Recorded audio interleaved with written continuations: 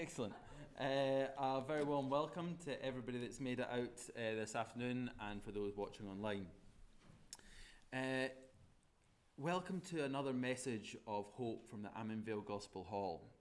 Today is a rather special one for the Christian community. Today is Easter Sunday.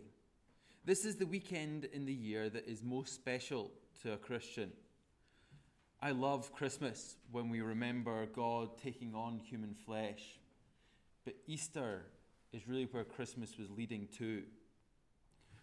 So what I'd like to do today is to walk through the events leading up to Easter Sunday morning. The events took place in the year 33 AD, almost 2,000 years ago now. And I will start on the Wednesday. The central figure, Jesus, had just finished pointing out the failings of the Jewish leadership and a warning of failing in service. The Jewish leaders did not take this well and plotted how to kill Jesus. But Jesus knew that Sunday was coming. One of the 12, who was Jesus' closest followers, decided to betray him for money. The chief priests paid him 30 pieces of silver, which was about the price of a slave in those days. But Jesus knew that Sunday was coming. Jesus went to visit a friend called Simon before heading to Jerusalem to keep the Passover feast, a Jewish feast that was very important to the Jewish community. It reminded them of when God had taken them out of slavery and brought them into the promised land. They had to kill a lamb and put its blood on the doorpost and lintel. They would stay in the house and eat a meal of roast lamb while sheltering under the shed blood to protect them from the judgment that was coming. Judas, the betrayer, left during the meal in order to betray Jesus. But don't worry, Sunday's coming. Jesus taught his followers certain important truths while having that meal. And then Jesus instituted a new feast, which we keep here in the hall every Sunday morning. He took bread and he broke it and explained that it was a symbol of his body that was to be broken. He then took a cup of wine and they drank from it. When Jesus explained it was the symbol of his blood that was going to be shed for them. They then left and walked out of the city. As they walked, Jesus told them that they were going to abandon him. Peter vowed that he would never abandon him, that if everyone else fled, he would stand firm. Jesus confirmed that he would deny him 3 times. But don't worry, Sunday's coming. When they arrived in the Garden of Gethsemane, Jesus spoke to Peter, James, and John. He told them that he was grieved to the very point of death. Jesus was thinking of the horrors that he was about to face. He asked them to watch and pray. Jesus went a little further on to pray. So great was his distress that he began to sweat blood. He prayed to God, saying, "Father, if you are willing, remove this cup from me. Yet not my will, but yours be done." God had to send an angel from heaven to strengthen him. But don't worry, Sunday's coming. Several times Jesus came back to his disciples to find that they'd fallen asleep. He was in huge distress and they were napping. Once Jesus finished praying, Judas arrived with a Roman cohort. He had a pre-arranged signal with them. The person they were to arrest was the person that he kissed. And so Judas betrayed Jesus with a kiss. The soldiers came to arrest Jesus. Peter, ever brave, struck out with a sword, slicing off the ear of a man, the slave of the high priest. Jesus stopped any more violence and healed the man's ear. He explained that this had to happen. All of his followers, including Peter, ran away and abandoned Jesus. One even ran naked when someone took hold of what he was using as a garment. But don't worry, Sunday's coming. Jesus asked the men who came to arrest him why they'd not arrested him while he taught in the temple. Why arrest him at night, almost in secret? Jesus was taken to the high priest's house. Peter and another disciple tried to get close enough to hear what was going on. Peter was 3 times confronted and 3 times denied he knew Jesus. But don't worry, Sunday's coming. While Jesus was being held at the high priest's house, the men holding him mocked him. They blindfolded and beat him, telling him to prophesy who had hit him. But don't worry, Sunday's coming. Jesus was questioned by Caiaphas, the high priest. False witnesses came forward and said all sorts of things against Jesus, but their stories contradicted each other. Eventually, the whole of the Jewish leaders were brought together, the Sanhedrin. The council of Jewish leaders questioned him on the Friday morning. More false testimony. Jesus didn't even answer any of the accusations. And in frustration that he was not getting what he wanted, the high priest asked Jesus a simple question. He said, "I adjure you by the living God that you tell us whether you are the Christ, the Son of God." Jesus said to him, "You've said it yourself. Nevertheless, I tell you, hereafter you will see the Son of Man sitting at the right hand of power and coming on the clouds of heaven." And the high priest tore his robes and said, "He has blasphemed. What further need do we have of witnesses? Behold, you have now heard the blasphemy. What do you think?" They answered, "He deserved death." They even spat on him. But don't worry, Sunday's coming. The Jewish leaders could not execute somebody while under Roman occupation, so they took Jesus to the Roman governor, Pontius Pilate. Pilate had been told that he was claiming to be king of the Jews, thus standing against Caesar, Pilate's boss. Notice that is not what they thought he was guilty of. It's around 6 a.m. at this point. Jesus explained to Pilate that his kingdom was not of this world. Otherwise, his followers would be fighting. Pilate tells the Jews he does not think Jesus is guilty, but they're insisting that Jesus was stirring up trouble, starting in Galilee. Hearing that Jesus was from Galilee, Pilate then sent Jesus to Herod, who was the ruler of Galilee and just happened to be in Jerusalem. But don't worry, Sunday's coming. Now, Herod was very glad when he saw Jesus, for he'd wanted to see him for a long time because he had been hearing about him and was hoping to see some sign performed by him, some miracle. And he questioned him at some length, but Jesus answered him nothing. And the chief priests and the scribes were standing there accusing him vehemently. And Herod with his soldiers, after treating him with contempt and mocking him, dressed him in a gorgeous robe and sent him back to Pilate. But don't worry, Sunday's coming.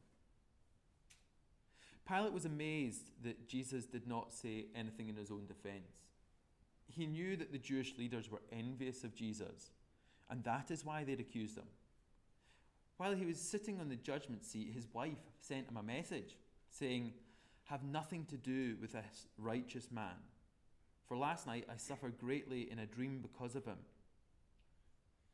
Pilate was to release a prisoner, so he gave the Jewish crowd a choice. They could have Jesus, a man he knew to have done nothing wrong, released, or Barabbas, a murderer who had killed in an insurrection, an innocent man or a terrible man. And the crowd chose Barabbas. Then Pilate asked what he should do with Jesus, and the crowd cried out, "Crucify him." Pilate asked why. What evil has he done? The crowd's response was to cry out more, "Crucify him." When Pilate saw that he was accomplishing nothing, but rather that a riot was starting, he took water and washed his hands in front of the crowd, saying, "I am innocent of this man's blood. See to it yourselves." And all the people said, "His blood be on us and on our children." Then he released Barabbas for them. But don't worry, Sunday's coming. Jesus was taken and scourged. His back was whipped with a leather whip made with strands with bits of metal and bone designed to tear his flesh. The soldiers made a crown of thorns and put it on his head. They mocked him by putting on a purple robe, a king's robe. A royal scepter they gave him in the form of a reed. They cried, "Hail, King of the Jews," and slapped him. They beat him with the reed. They spat on him. But don't worry, Sunday's coming. When they had finished mocking him, they took him away to be crucified. This was around 9 a.m. on Friday the 3rd of April, 33 AD. Jesus would be made to drag his cross to the place where he was to be crucified. So great was the torture that he had already endured that he collapsed, and the Romans had made a man called Simon of Cyrene to carry it the rest of their way. The accusation against him would have been written out and then tied around his neck while he carried his cross to the place of crucifixion. This would let everyone know the crime for which he was being executed. The accusation was then nailed above the cross. Jesus' crime that was published in 3 languages, it read, "This is Jesus of Nazareth, King of the Jews." Soldiers drove stake-like nails through Jesus' wrists and ankles, fixing him to the cross. An inscription was placed over his head that read, "King of the Jews." But don't worry, Sunday's coming. Even as they were nailing him to the cross, Jesus asked his Father, God, to forgive them. The soldiers gambled for his clothes. Jesus was crucified, a criminal on either side of him. The criminals mocked him. The soldiers mocked him. The Jewish leaders mocked him. It seemed like the whole world hated him. But don't worry, Sunday's coming. One of the criminals changed his mind, and Jesus promised that he would be with him in paradise. His mother visited him with John, one of his disciples. Jesus made sure his mother would be cared for by John. Jesus would have to force himself up by pushing up on the nails that were in his feet in order to exhale. Then as he slumped back down, his body would draw in breath, and he wouldn't be able to exhale again until he pushed back up on his wounded feet. But don't worry, Sunday's coming. At noon, the sky darkened, and there was a great darkness across the whole land. During the darkness, Jesus cried out, my God, why have you forsaken me?" Calling to mind Psalm 22. Jesus was thirsty. They gave him something to drink. And after he had drunk, Jesus cried out, "It is finished." He dismissed his spirit and died there at Golgotha, the place of the skull, Calvary. The Romans pierced his side with a spear, and blood and water poured out, proving that he was dead. This is around 3 p.m. But don't worry, Sunday's coming. Jesus was taken down by the cross with friendly hands. He was anointed with spices and then buried in the tomb of a rich man. This ended the earthly life of Jesus. From a human's perspective, it looked like everything was over. But don't worry, Sunday's coming. Jesus' Jewish followers could not do anything on Saturday because it was the Sabbath. So on the first day of the new week, some of his female followers went to his grave to anoint his body for those who would come to visit. But when they arrived at the gravestone had been rolled away. and an angel sat on top of it. The angel said to the woman, "Do not be afraid, for I know that you're looking for Jesus, who has been crucified. He is not here, he is risen, just as he said. Come, see the place where he is lying. Go quickly and tell his disciples that he is risen from the dead." For you see, Sunday had come. And over the next 40 days, Jesus appeared time and time again to his disciples, over 500 at once. An innocent man had been tortured and killed, but 3 days later was alive again. The events that I've brought to your attention are to single out the most important thing to have ever happened on earth. You see, when Jesus was being crucified and darkness covered the land, God was pouring out his righteous wrath for all the wrongs that we have done. The torture that Jesus went through was for us, so that we might be free from the wrongs that bind our lives. The death of Jesus was not defeat. It was his greatest victory. Because there his love conquered all. There, the innocent blood that was shed so that we can shelter in it, safe from the punishment that we rightly deserve.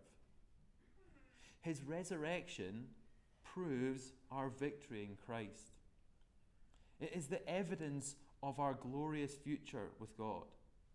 It is his finished work on the cross that means we do not have to work in order to be right with God. The price of our spiritual freedom was paid in full by Jesus on the cross. We do not need to add to it, but we do need to accept it. Just like the Passover lamb's blood had to be applied to the doorposts and the lintels, so must we apply the shed blood of Christ. How do we do that? Simply by believing in what Jesus had done and relying on his finished work to save us. Thank you for listening. As I said, we don't actually know who's speaking next week, so it's a surprise. And surprises are not always bad things.